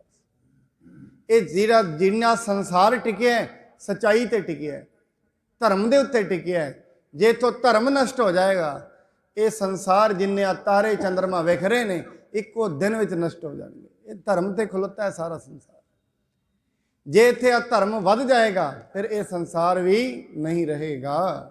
ਸ੍ਰੀ ਗੁਰ ਅਮਰਦਾਸ ਪਦ ਪ੍ਰੇਮ, ਉਮਕਹਿ ਰਿਦਾ ਬਹਿ ਸਭ ਨੇਮ। ਇਸ ਕਰਕੇ ਗੁਰੂ ਰਾਮਦਾਸ ਜੀ ਹਮੇਸ਼ਾ ਗੁਰੂ ਅਮਰਦਾਸ ਜੀ ਦੇ ਪ੍ਰੇਮ ਵਿੱਚ ਰਹਿੰਦੇ ਨੇ, ਹਮੇਸ਼ਾ ਹਿਰਦਾ ਵਿਰਾਗ ਵਿੱਚ ਰਹਿੰਦਾ ਹੈ। ਉਹਨਾਂ ਦਾ ਨਾਮ ਹੀ ਜਪਦੇ ਰਹਿੰਦੇ ਹਨ। ਜਹ ਬੈਠੇ ਤਹ ਬੈਠੇ ਰਹੈ, ਜਿਤ ਦੇਖਤ ਤਿਸ ਦਿਸ ਕੋ ਲਹੈ। ਇੰਨੇ ਵਿਰਾਗ ਦੇ ਵਿੱਚ ਚਲੇ ਗਏ ਨੇ, ਜਿੱਥੇ ਬੈਠੇ ਰਹਿੰਦੇ ਨੇ ਸਿਰਫ ਸੋਚਦੇ ਰਹਿੰਦੇ ਨੇ ਗੁਰੂ ਬਾਰੇ। ਜਿਹੜੀ ਦਿਸ਼ਾ 'ਚ ਵੇਖਦੇ ਨੇ ਉਧਰ ਹੀ ਵੇਖਦੇ ਰਹਿੰਦੇ ਨੇ, ਵਿਰਾਗੀ ਹੋ ਗਏ। ਵਿਰਾਗੀਆਂ ਦੀ ਨਿਸ਼ਾਨੀ ਵੀ ਇਹੀ ਹੈ। ਜਿਹਨੂੰ ਦੁਨੀਆ ਨਾਲ ਮੋਹ ਨਹੀਂ ਲਿਆ, ਉਹਦੇ ਕੋਲੋਂ ਕੋਈ ਨਿਕਲ ਜਾਏ, ਕੋਈ ਇੱਥੇ ਲੱਖਾਂ ਰੁਪਈਆ ਧਰ ਜੇ, ਕੋਈ ਚੁੱਕ ਕੇ ਲੈ ਜੇ, ਉਹਦੀ ਨਿਸ਼ਾਨੀ ਵਿਰਾਗੀ ਹੋ ਗਏ। ਵਿਰਾਗੀ ਦੀ ਨਿਸ਼ਾਨੀ ਹੈ, ਪਕੜ ਨਹੀਂ ਨਾ ਰਹੀ। ਵਿਰਾਗ ਕਹਿੰਦੇ ਨੇ ਜਦੋਂ ਮਾਇਆ ਦੇ ਵਿੱਚੋਂ ਪ੍ਰੇਮ ਨਿਕਲ ਗਿਆ, ਵਿਰਾਗ ਹੋ ਗਿਆ। ਜਦੋਂ ਵਿਰਾਗ ਆ ਜਾਂਦਾ, ਫਿਰ ਪਕੜ ਦੁਨੀਆ ਦੀ ਤੇ ਨਹੀਂ ਰਹਿੰਦੀ। ਦੁਨੀਆ ਦੇ ਨਾਲ ਪ੍ਰੇਮ ਨਹੀਂ, ਦੁਨੀਆ ਦੀਆਂ ਵਸਤੂਆਂ ਨਾਲ ਵੀ ਪ੍ਰੇਮ ਨਹੀਂ, ਸਿਰਫ ਇੱਕੋ ਪ੍ਰੇਮ, ਉਹ ਪਰਮਾਤਮਾ ਦਾ ਪ੍ਰੇਮ ਰਹਿ ਜਾਂਦਾ ਹੈ। ਠਾਂਡੇ ਰਹਿ ਕੇ ਪੌਂਡਹਿ ਕਬੈ, ਕੇਤਕ ਕਾਲ ਫਿਰਤਾ ਗਹਿ ਕਬੈ। ਕਦੇ ਲੰਮੇ ਪੈ ਜਾਂਦੇ ਨੇ, ਕਦੇ ਖੜੇ ਰਹਿੰਦੇ ਨੇ, ਕਦੇ ਬੈਠੇ ਰਹਿੰਦੇ ਨੇ। ਜਿਵੇਂ ਬਾਣੀ ਦੇ ਵਿੱਚ ਸ਼ਬਦ ਹੁੰਦਾ ਹੈ ਵੀ ਮੈਂ ਬਾਵਲ ਹੋਈ ਸੋ ਸੋਹ ਲੋਰੋਂ। ਹਮੇਸ਼ਾ ਐਸੀ ਪ੍ਰਵਿਰਤੀ ਉਹਨਾਂ ਦਾ, ਕਿਉਂਕਿ ਦੁਨੀਆ ਨਾਲ ਸੰਬੰਧ ਨਹੀਂ, ਕਿਸੇ ਨਾਲ ਫालतू ਗੱਲ ਵੀ ਕੋਈ ਨਹੀਂ। ਇਹ ਨਹੀਂ ਕਿਸੇ ਨਾਲ ਤੇਰਾ ਕੀ ਕੰਮ ਚੱਲ ਰਿਹਾ, ਕਿੱਥੋਂ ਤਾਈਂ ਤੂੰ ਪਹੁੰਚ ਗਿਆ, ਇਹ ਨਹੀਂ। ਮਾਏ ਦੀ ਵਿਹਾਰ ਤੇ ਇਹਦੇ ਤੇ ਗੱਲਾਂ ਹੀ ਨਹੀਂ, ਸਿਰਫ ਪ੍ਰੇਮ ਦੀਆਂ ਹੀ ਗੱਲਾਂ ਕਰਦੇ ਰਹਿੰਦੇ ਹਨ। ਪ੍ਰੀਤਿਆ ਮਹਾਦੇਵ ਸ੍ਰੀ ਅਰਜਨ, ਬੰਦਹਿ ਚਰਨ ਬੁਲਾਵੇਂ ਤਿਸ ਛਿਨ। ਬਾਬਾ ਪ੍ਰਿਥਵੀ ਚੰਦ ਜੀ, ਮਹਾਦੇਵ ਜੀ ਤੇ ਗੁਰੂ ਅਰਜਨ ਦੇਵ ਜੀ, ਇਹ ਤਿੰਨੇ ਪੁੱਤਰ ਨੇ ਗੁਰੂ ਸਾਹਿਬ ਜੀ ਦੇ। ਇਹ ਆਉਂਦੇ ਨੇ, ਮੱਥਾ ਟੇਕਦੇ ਨੇ, ਗੁਰੂ ਸਾਹਿਬ ਜੀ ਨੂੰ ਬੁਲਾਉਂਦੇ ਹਨ। ਦੇ ਧੀਰਜ ਤਿਨ ਬੋਲਹਿ ਥੋਰਾ, ਬੈਠੇ ਰਹਿ ਪਰਹਿ ਇੱਕ ਠੋਰਾ। ਆਉਂਦੇ ਨੇ, ਉਹਨਾਂ ਨੂੰ ਧੀਰਜ ਦੇਣ ਵਾਸਤੇ ਥੋੜਾ ਜਿਹਾ ਬੋਲਦੇ ਨੇ, ਪਰ ਬੈਠੇ ਇੱਕ ਥਾਂ ਹੀ ਰਹਿੰਦੇ ਨੇ, ਬਹੁਤੀ ਬੋਲ ਚਾਲ ਨਹੀਂ ਕਿਸੇ ਨਾਲ। ਇਹ ਵੈਸੇ ਸਾਧ ਸੰਗਤ ਜਿਹੜੇ ਪ੍ਰਮਾਤਮਾ ਦੀ ਭਗਤੀ ਦੇ ਵਿੱਚ ਜੁੜ ਜਾਂਦੇ ਨੇ, ਉਹਨਾਂ ਦਾ ਬੋਲਣਾ ਵੈਸੇ ਹੀ ਥੋੜਾ ਹੋ ਜਾਂਦਾ। ਮਿੱਥਿਆ ਤੇ ਉਹਨਾਂ ਬੋਲਣੀ ਨਹੀਂ, ਸੱਚਾ ਹੀ ਬੋਲਣਾ ਹੈ। ਮਾੜੀ ਮੋਟੀ ਗੱਲ ਕਰਨੀ ਹੈ ਜਿਹੜੀ ਬਸ ਅੱਗੇ ਵੇਖਣਾ ਵੀ ਇਹਦੇ ਵਿੱਚ ਗੱਲ ਟਿਕ ਜਾਏਗੀ। ਜੇ ਗੱਲ ਟਿਕ ਜਾਏਗੀ ਤੇ ਉਹਨੂੰ ਬੋਲ ਦੇਣਗੇ, ਨਹੀਂ ਬੋਲਦੇ ਹੀ ਨਹੀਂ, ਹਮੇਸ਼ਾ ਚੁੱਪ ਸ਼ਾਂਤੀ ਵਿੱਚ ਹੀ ਰਹਿੰਦੇ ਹਨ। ਮਤ ਗਤ ਭਈ ਅਪਰ ਬਿਦ ਸਾਰੀ, ਰਹਿ ਏਕਾਂਕੀ ਬਿਨਾ ਚਿਨਾਰੀ। ਬੁੱਧੀ ਦੀ ਸਾਰੀ ਗਤੀ ਹੋਰ ਢੰਗ ਦੀ ਹੋ ਗਈ, ਦੁਨੀਆ ਵਰਗੀ ਉਹਨਾਂ ਦੀ ਗਤੀ ਨਹੀਂ ਹੈ। ਭਗਤਾਂ ਕੀ ਚਾਲ ਨਿਰਾਲੀ, ਚਾਲਾਂ ਨਿਰਾਲੀ ਭਗਤਾਂ ਕੇਰੀ, ਬਿਖਮ ਮਾਰਗ ਚੱਲਣਾ। ਜਿਹਨੂੰ ਬਾਣੀ ਕਹਿੰਦੀ ਖੰਨਿਓ ਤਿੱਖੀ ਵਾਲੋ ਨਿੱਕੀ, ਏਤ ਮਾਰਗ ਜਾਣਾ। ਕਿਉਂਕਿ ਭਗਤਾਂ ਦੀ ਚਾਲ ਹੀ ਨਿਰਾਲੀ ਹੈ। ਇਸੇ ਸ਼ਬਦ ਵਿੱਚ ਮਹਾਰਾਜ ਕਹਿੰਦੇ ਨੇ ਬਹੁਤ ਨਹੀਂ ਬੋਲਣਾ, ਮਿੱਥਿਆ ਨਹੀਂ ਬੋਲਣਾ, ਬਹੁਤਾ ਨਹੀਂ ਬੋਲਣਾ। ਜੇ ਮਨੁੱਖ ਜਿਹੜਾ ਬਹੁਤਾ ਬੋਲੀ ਜਾਂਦਾ ਹੈ, ਉਹ ਜਿਹੜੀ ਗੱਲ ਬੋਲ ਰਿਹਾ ਉੱਤੇ ਵਿਚਾਰ ਵੀ ਕਦੇ ਨਹੀਂ ਕੀਤੀ, ਇਹ ਗੱਲ ਦਾ ਮੈਨੂੰ ਲਾਭ ਕੀ ਹੈ ਬੋਲਣ ਦਾ, ਅਗਲਾ ਸੁਣ ਰਿਹਾ, ਅਗਲੇ ਦਾ ਕੀ ਲਾਭ ਹੈ ਇਹਦੇ ਵਿੱਚ, ਐਵੇਂ ਬੋਲੀ ਜਾਣਾ। ਇਸ ਕਰਕੇ ਭਗਤਾਂ ਦੀ ਇਹ ਨਿਸ਼ਾਨੀ ਹੈ, ਉਹਨਾਂ ਦਾ ਬੋਲਣਾ ਵੀ ਘੱਟ ਹੀ ਹੁੰਦਾ ਹੈ। ਕਬ ਹੈ ਪ੍ਰੇਮ ਕੋ ਬਹਿ ਪਰਵਾਹੂ, ਬਾਣੀ ਰਚੈ ਗੁਰੂ ਚਿਨ ਤਾਹੂ। ਜਦੋਂ ਪ੍ਰੇਮ ਦੇ ਵਿੱਚ ਆ ਜਾਂਦੇ ਨੇ, ਹਿਰਦਾ ਪ੍ਰੇਮ ਵਿੱਚ ਉਛਲ ਪੈਂਦਾ ਹੈ, ਉਦੋਂ ਫਿਰ ਬਾਣੀ ਲਿਖਦੇ ਨੇ, ਕਿਉਂਕਿ ਉਦੋਂ ਬਾਣੀ ਉੱਤਰ ਪੈਂਦੀ ਹੈ, ਨਾਲ ਦੀ ਨਾਲ ਬਾਣੀ ਦੀ ਰਚਨਾ ਕਰਦੇ ਹਨ। ਵਿੱਚ ਰਾਖਨ ਕੇ ਸ਼ਬਦ ਬਣਾਵਹਿ, ਮਧੁਰ ਮਧੁਰ ਮੁਖ ਤੇ ਧੁਨ ਗਾਵਹਿ। ਰਾਗਾਂ ਦੇ ਵਿੱਚ ਸ਼ਬਦ ਬਣਾਉਂਦੇ ਨੇ, ਮੁਖ ਤੋਂ ਮਿੱਠੀਆਂ ਮਿੱਠੀਆਂ ਧੁਨਾਂ ਦਾ ਅਲਾਪ ਕਰਦੇ ਹਨ। ਵਹਿਰ ਭਇਓ ਸੀਖਨ ਮਹਿ ਗੋਰਾ, ਗੁਰੂ ਨ ਆਵੈ ਵਹਿਰ ਕੀ ਠੋਰਾ। ਬਾਹਰ ਸਿੱਖਾਂ ਦੇ ਵਿੱਚ ਰੋਲਾ ਪੈ ਗਿਆ। ਕੀ ਰੋਲਾ? ਵੀ ਗੁਰੂ ਜੀ ਤੇ ਬਾਹਰ ਹੀ ਨਹੀਂ ਆਉਂਦੇ, ਅੰਦਰ ਹੀ ਬੈਠੇ ਰਹਿੰਦੇ ਨੇ। ਇਹ ਬਾਹਰ ਕਿਉਂ ਨਹੀਂ ਆਉਂਦੇ? ਇਸ ਦਾ ਕਾਰਨ ਕੀ ਹੈ? ਸੱਚ ਨਿਸ਼ਚਤ ਮਾਨਕ ਕਚੰਦ ਜੋਏ, ਡੱਲੇ ਵਾਸੀ ਸਿੱਖ ਸਭ ਕੋਏ। ਜਿੰਨੇ ਵੀ ਮਹਾਰਾਜ ਜੀ ਦੇ ਸਿੱਖ ਨੇ, ਗੁਰੂ ਅਮਰਦਾਸ ਜੀ ਦੇ ਟਾਈਮ ਦੇ, ਸੱਚਨ ਸੱਚ, ਮਾਨਕ ਚੰਦ ਤੇ ਡੱਲੇ ਪਿੰਡ ਦੇ ਜਿੰਨੇ ਵੀ ਸਿੱਖ ਹਨ। ਸਾਵਣ ਮਲ ਅਰ ਮਾਈ ਦਾਸ, ਰੰਗੋ ਬਸੀ ਖੱਤਰੀ ਦਾਸ। ਭਾਈ ਸਾਵਣ ਮਲ ਜੀ, ਭਾਈ ਮਾਈ ਦਾਸ ਜੀ ਤੇ ਗੰਗੋ ਵਸੀ ਖੱਤਰੀ ਨਾਂ ਦੇ ਸਿੱਖ ਹਨ। ਮਥੋ ਮੁਰਾਰੀ ਇਹ ਚੱਲ ਆਏ, ਫਿਰਿਆ ਕਟਾਰਾ ਸਿੱਖ ਸਮੁਦਾਏ। ਜਿੰਨੀ ਵੀ ਸੰਗਤ ਹੈ, ਜਿਨ੍ਹਾਂ ਨੂੰ ਪਤਾ ਲੱਗਦਾ ਹੈ ਗੁਰੂ ਜੀ, ਗੁਰੂ ਰਾਮਦਾਸ ਜੀ ਗੱਦੀ ਤੇ ਬੈਠੇ ਨੇ, ਸਾਰੇ ਸਿੱਖ ਭਾਈ ਮੱਥੋ ਮੁਰਾਰੀ, ਮਾਣਕ ਚੰਦ ਆਦਿਕ ਸਿੱਖ ਆ ਰਹੇ ਹਨ। ਖੇਡਾ ਸੋਇਰੀ ਦਿਜ ਬੱਜ, ਦਿਜ ਬਰ ਤਹਾਂ, ਬੇਨੀ ਪੰਡਤ ਪ੍ਰੇਮੀ ਮਹਾ। ਖੇਡਾ ਸੋਇਰੀ ਦਿਜਬਰ ਬੇਨੀ ਪੰਡਤ, ਇਹ ਜਿਹੜੇ ਜਿੰਨੇ ਵੀ ਸਿੱਖਾਂ ਦੇ ਨਾਂ ਨੇ, ਇਹਨਾਂ ਦਾ ਉਧਾਰ ਗੁਰੂ ਅਮਰਦਾਸ ਜੀ ਨੇ ਕੀਤਾ ਸੀ। ਉਧਾਰ ਦਾ ਮਤਲਬ ਸੱਚੇ ਮਾਰਗ ਤੇ ਲਾਇਆ। ਤੇ ਜਿਨ੍ਹਾਂ ਨੂੰ ਸੱਚੇ ਮਾਰਗ ਤੇ ਲਾਇਆ, ਸਾਧ ਸੰਗਤ ਮੈਂ ਇੱਕ ਦਿਨ ਪਹਿਲਾਂ ਵੀ ਬੇਨਤੀ ਕੀਤੀ ਸੀ, ਇੱਕ ਗੱਲ ਯਾਦ ਰੱਖਣਾ, ਬਾਣੀ ਕਹਿੰਦੀ ਮੋਹੇ ਚੱਲੇ ਸੋ ਅੱਗੇ ਮਾਰੀਐ। ਜਿਹੜਾ ਮਨੁੱਖ ਮੂੰਹ ਜੋਰ ਚੱਲਦਾ ਹੈ ਨਾ, ਆਪਣੇ ਮਨ ਦੀਆਂ ਮਨਿਆਈਆਂ ਕਰਦਾ ਹੈ, ਉਹਨੂੰ ਦੁਨੀਆ ਵਿੱਚ ਤੇ ਮਾਰ ਪੈਂਦੀ ਹੈ, ਦਰਗਾਹ ਵਿੱਚ ਵੀ ਪੈਂਦੀ ਹੈ। ਅੱਜ ਤੇ ਚਲੋ ਸਮਾਜ ਦੀ ਰੀਤ ਐਸੀ ਹੋ ਗਈ ਹੈ, ਪਹਿਲਾਂ ਜਿਹੜੇ ਮਨੁੱਖ ਗੁਰੂ ਦੀ ਚਾਲ ਤੇ ਨਹੀਂ ਸੀ ਨਾ ਚੱਲਦੇ, ਪਹਿਲਾਂ ਪੁੱਛ ਲੈਂਦੇ ਸੀ ਇੱਕ ਦੂਜੇ ਨੂੰ, ਤੇਰਾ ਗੁਰੂ ਕੌਣ ਹੈ?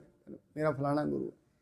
ਵੇਖ ਲੈਂਦੇ ਸਨ ਇਹਦੀ ਗੁਰੂ ਦੀ ਚਾਲ ਨਹੀਂ ਹੈ, ਇਹਦਾ ਜੀਵਨ ਵਿਅਸਤ ਹੈ, ਉਹਦੇ ਨਾਲ ਗੱਲ ਹੀ ਨਹੀਂ ਸੀ ਕੋਈ ਕਰਦਾ। ਨਗੂਰੇ ਕਾ ਹੈ ਨਾਉ ਬੁਰਾ, ਉਹਦੇ ਨਾਲ ਗੱਲ ਹੀ ਨਹੀਂ ਸੀ ਕੋਈ ਕਰਦਾ। ਕਿਉਂ? ਕਿਉਂਕਿ ਉਹਦੀ ਜ਼ਿੰਦਗੀ ਬੜੀ ਵਿਅਸਤ ਹੁੰਦੀ ਸੀ। ਹਮੇਸ਼ਾ ਉਹਨੇ ਕੋਲ ਬੈਠਿਆ ਮਾਇਆ ਦੀਆਂ ਗੱਲਾਂ ਕਰੀ ਜਾਣੀਆਂ, ਉਰਾਂ ਪਰਾਂ ਦੀਆਂ ਗੱਲਾਂ ਕਰੀ ਜਾਣੀਆਂ, ਉਹਦੇ ਕੋਲ ਕੋਈ ਬਹਿੰਦਾ ਹੀ ਨਹੀਂ ਸੀ। ਅੱਜ ਤੇ ਦੁਨੀਆ ਦੀ ਰੀਤ ਹੀ ਕੁਝ ਹੋਰ ਹੋ ਗਈ ਹੈ। ਅੱਜ ਤੇ ਕੋਈ ਗੁਰੂ ਵਾਲਾ ਹੈ ਜਾਂ ਨਹੀਂ ਹੈ, ਕੋਈ ਰੀਤ ਹੀ ਨਹੀਂ ਰਹੀ। ਇਸ ਕਰਕੇ ਯਾਦ ਰੱਖਣਾ, ਗੁਰਬਾਣੀ ਨੇ ਹਦਾਇਤ ਕੀਤੀ ਹੈ, ਜਿਹੜੇ ਮਨੁੱਖ ਗੁਰੂ ਦੀ ਰੀਤੇ ਨਹੀਂ ਚੱਲਦੇ, ਉਹਨਾਂ ਦੇ ਕੋਲ ਬਹਿਣਾ ਨਹੀਂ ਚਾਹੀਦਾ। ਕਬੀਰ ਸਾਕਤ ਸੰਗ ਨਾ ਕੀਜੀਐ, ਦੂਰ ਹੋ ਜਾਈਏ ਭਾਗ।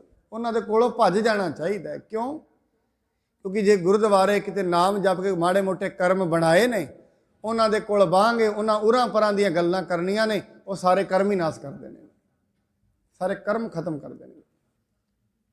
ਇਸ ਕਰਕੇ ਐਸੇ ਮਨੁੱਖਾਂ ਦੇ ਕੋਲ ਨਹੀਂ ਬਹਿਣਾ ਚਾਹੀਦਾ, ਜਿਹੜੇ ਮਨੁੱਖ ਉਰਾਂ ਪਰਾਂ ਦੀਆਂ ਗੱਲਾਂ ਕਰਨ, ਜਿਹੜੇ ਪਰਮੇਸ਼ਰ ਤੋਂ, ਭਗਵਾਨ ਤੋਂ, ਪ੍ਰਭੂ ਤੋਂ ਉਰਾਂ ਪਰਾਂ ਦੀਆਂ ਗੱਲਾਂ ਕਰਨ, ਉਹਨਾਂ ਦੇ ਕੋਲ ਨਹੀਂ ਬਹਿਣਾ ਚਾਹੀਦਾ। ਕਿਉਂ? ਉਹਨਾਂ ਦੇ ਆਪਣੇ ਕਰਮ ਤੇ ਨਾਸ ਹੋਏ ਨੇ, ਦੂਜੇ ਦੇ ਵੀ ਕਰ ਦਿੰਦੇ ਨੇ। ਆਪ ਤੇ ਜ਼ਿੰਦਗੀ ਦੇ ਵਿੱਚ ਨਸ਼ਟ ਹੋ ਰਹੀ ਹੈ, ਜ਼ਿੰਦਗੀ ਦਿਨ ਪ੍ਰਤੀ ਦਿਨ ਇੱਕ ਇੱਕ ਸਵਾਸ ਨਸ਼ਟ ਕਰ ਰਹੇ ਨੇ, ਜਿਹੜਾ ਕੋਲ ਬਹਿੰਦਾ ਉਹਦੇ ਵੀ ਕਰ ਦਿੰਦੇ ਨੇ। ਇਹਨੂੰ ਬਾਣੀ ਦੇ ਵਿੱਚ ਉਦਾਹਰਨ ਬੜਾ ਵੱਡਾ ਦਿੱਤਾ ਹੈ ਮਹਾਰਾਜ, ਬਾਸਨ ਕਾਲੋ ਪਰਸੀਐ ਤਉ ਕਿਛ ਲਾਗੈ ਦਾਗ। ਜਿਵੇਂ ਕਾਲਾ ਬਰਤਨ ਮਨੁੱਖ ਪਰਸ ਲਏ ਨਾ, ਕਾਲੇ ਬਰਤਨ ਦੇ ਨੇੜੇ ਲੱਗੇ, ਨਾ ਚਾਹੁੰਦੇ ਵੀ ਕੁਛ ਨਾ ਕੁਛ ਦਾਗ ਉਹਨੂੰ ਲੱਗ ਹੀ ਜਾਂਦਾ ਕਾਲੇ ਬਰਤਨ ਦੇ ਨੇੜੇ। ਕਹਿੰਦੇ ਇਸ ਕਰਕੇ ਜਿਹੜੇ ਮਨੁੱਖਾਂ ਦੇ ਹਿਰਦੇ ਕਾਲੇ ਨੇ, ਕਦੇ ਗੁਰੂ ਦੀ ਗੱਲ ਮੰਨੀ ਨਹੀਂ, ਚੱਲੇ ਨਹੀਂ, ਇਹਦਾ ਮਤਲਬ ਇਹ ਹੈ ਹਿਰਦੇ ਕਾਲੇ ਹੋ ਗਏ ਨੇ। ਹੁਣ ਜਿਹੜਾ ਉਹਨਾਂ ਦੀ ਸੰਗਤ ਦੇ ਵਿੱਚ ਰਹੇਗਾ, ਉਹਨਾਂ ਨੂੰ ਵੀ ਕਾਲੇ ਕਰ ਦੇਣਗੇ। ਇਹਨੂੰ ਮਹਾਰਾਜ ਅੱਜ ਦਾ ਜਿਹੜਾ ਫਰਮਾਨ ਹੈ ਨਾ ਮਹੀਨੇ ਦਾ, ਇਹ ਗੱਲ ਨੇ ਮਹਾਰਾਜ, ਮਾਘ ਮੱਜਨ ਸੰਗ ਸਾਧੂਆਂ, ਜੇ ਤੂੰ ਇਸ਼ਨਾਨ ਕਰਨਾ ਫਿਰ ਉਹਨਾਂ ਦੇ ਕੋਲ ਰਹਿ ਜਿਹੜੇ ਸਤ ਸੰਗਤ ਵਿੱਚ ਬਹਿੰਦੇ ਨੇ, ਐਵੇਂ ਨਾ ਕਿਸੇ ਹੋਰ ਦੇ ਕੋਲ ਬਈ। ਇਸ ਕਰਕੇ ਉਹ ਕਹਿੰਦੇ ਨੇ ਕਬੀਰ ਮਾਰੀ ਮਰੋ ਕੁਸੰਗ ਕੀ, ਕੇਲੇ ਨਿਕੜ ਜਿਉ ਬੇਰ। ਜਿਵੇਂ ਕੇਲਾ ਹੁੰਦਾ ਨਾ ਨਿਰਮਲ, ਤੇ ਉਹਦੇ ਕੋਲ ਬੇਰੀ ਦਾ ਰੁੱਖ ਲਾ ਦਈਏ, ਜਿਵੇਂ ਹਵਾ ਆਏਗੀ ਨਾ ਬੇਰੀ ਦੇ ਕੰਡੇ ਕੇਲੇ ਨੂੰ ਛਿੱਲ ਦਿੰਦੇ ਨੇ। ਐਵੇਂ ਜਿਹੜੇ ਮਨੁੱਖ ਬੰਦਗੀ ਤੋਂ ਹੀਣੇ ਨੇ, ਨਿਰਮਲ ਜਿਨ੍ਹਾਂ ਦੇ ਦਿਲ ਨਿਰਮਲ ਨੇ, ਉਹਨਾਂ ਨੂੰ ਛਿੱਲ ਕੇ ਧਰ ਦਿੰਦੇ ਨੇ ਵਕਾਰਾਂ ਦੇ ਨਾਲ, ਵਲੂੰਦਰ ਦਿੰਦੇ ਨੇ, ਕਰਮ ਮਾੜੇ ਕਰ ਦਿੰਦੇ ਨੇ। ਇਸ ਕਰਕੇ ਮਾੜੀ ਸੰਗਤ ਦਾ ਨਤੀਜਾ ਮਾੜਾ ਨਿਕਲਦਾ ਹੈ। ਅੱਜ ਨਹੀਂ ਨਿਕਲੇਗਾ, ਸਾਲ ਬਾਅਦ ਨਿਕਲੇਗਾ, ਸਾਲਾਂ ਬਾਅਦ ਨਹੀਂ ਨਿਕਲੇਗਾ, 10 ਸਾਲਾਂ ਬਾਅਦ ਨਿਕਲੇਗਾ, ਨਿਕਲੇਗਾ ਜ਼ਰੂਰ। ਮਾੜੀ ਸੰਗਤ ਜਿਹੜੀ ਕੀਤੀ ਹੋਈ ਹੈ, ਕਰਮ ਮਨੁੱਖ ਦੇ ਨਾਸ ਹੁੰਦੇ ਹੀ ਹੁੰਦੇ ਨੇ। ਚੰਗੀ ਸੰਗਤ ਕਰੇਗਾ, ਉਹਦੇ ਚੰਗੇ ਰਿਜ਼ਲਟ ਅਵਸ਼ਯ ਨਿਕਲਣਗੇ। ਅੱਜ ਨਹੀਂ ਨਿਕਲਣਗੇ, ਮਹੀਨੇ ਬਾਅਦ ਨਿਕਲਣਗੇ, ਨਿਕਲਣਗੇ ਜ਼ਰੂਰ। ਇਸ ਕਰਕੇ ਸੱਚੇ ਪਾਤਸ਼ਾਹ ਜੀ ਕਹਿੰਦੇ ਨੇ, ਜਿਨ੍ਹਾਂ ਦਾ ਉਧਾਰ ਮਹਾਰਾਜ ਨੇ ਕੀਤਾ, ਜਿਹੜੇ ਗੁਰੂ ਦੇ ਬਚਨਾਂ ਤੇ ਚੱਲੇ।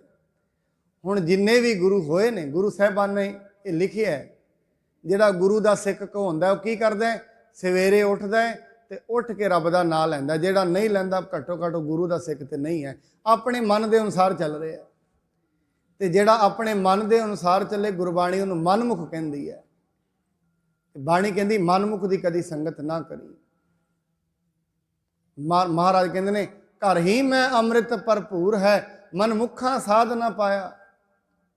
ਹਰੇਕ ਮਨੁੱਖ ਦੇ ਅੰਦਰ ਅੰਮ੍ਰਿਤ ਹੈ, ਪਰ ਜਿਹੜੇ ਆਪਣੇ ਮਨ ਦੇ ਅਨੁਸਾਰ ਚੱਲਦੇ ਨੇ, ਜਿਹੜੀਆਂ ਕੰਮਾਂ ਤੋਂ ਗੁਰੂ ਰੋਕਦਾ ਹੈ ਫਿਰ ਵੀ ਜਾਂਦੇ ਨੇ, ਇਹਦਾ ਮਤਲਬ ਉਹਨਾਂ ਦੀ ਜ਼ਿੰਦਗੀ ਭ੍ਰਿਸ਼ਟ ਹੋ ਰਹੀ ਹੈ। ਅੱਜ ਤੇ ਦੁਨੀਆ ਦਾ ਦਸਤੂਰ ਕੁਝ ਹੋਰ ਹੋ ਗਿਆ ਹੈ। ਗੁਰੂ ਪੀਰ ਉਪਦੇਸ਼ ਕੁਝ ਕਰਦੇ ਨੇ, ਮਨੁੱਖ ਆਪਣੇ ਮਨ ਦੀ ਕਰਦਾ ਹੈ ਤੇ ਆਪਣੇ ਮਨ ਦੇ ਅਨੁਸਾਰ ਹੀ ਰੱਬ ਨੂੰ ਵੀ ਚਲਾਉਣਾ ਚਾਹੁੰਦਾ ਹੈ। ਰੱਬ ਦੇ ਅੱਗੇ ਇਹ ਨਹੀਂ ਕਹਿ ਰਿਹਾ, ਗੁਰੂ ਜੀ ਤੁਹਾਡੇ ਅਨੁਸਾਰ ਮੈਂ ਆਇਆ, ਮੈਨੂੰ ਕੋਈ ਸਿੱਖਿਆ ਦੀਕਸ਼ਾ ਦਿਓ। ਨਹੀਂ, ਹਰੇਕ ਮਨੁੱਖ ਗੁਰੂ ਨੂੰ, ਕਿਸੇ ਸੰਤ ਮਹਾਂਪੁਰਖ ਨੂੰ ਕਹਿੰਦਾ ਮੇਰੀ ਆਹ ਗੱਲ ਹੈ, ਇਹ ਤੁਸੀਂ ਪੂਰੀ ਕਰਾਓ, ਇਹ ਮੰਨੋ ਬਸ। ਕਹਿੰਦਾ ਤੂੰ ਇੱਥੇ ਮਨਵਾਉਣ ਆਇਆ ਕਿ ਮੰਨਣ ਆਇਆ? ਇਹਦਾ ਮਤਲਬ ਤੇ ਮਨਵਾਉਣ। ਅਰਦਾਸ ਹੁੰਦੀ ਹੈ ਸਿਰਫ ਅਰਜ਼ ਕਰਨੀ। ਹੁਕਮ ਕੀ ਹੁੰਦਾ? ਮੇਰੀ ਆਹ ਗੱਲ ਮੰਨ, ਇਹ ਹੁਕਮ ਹੈ।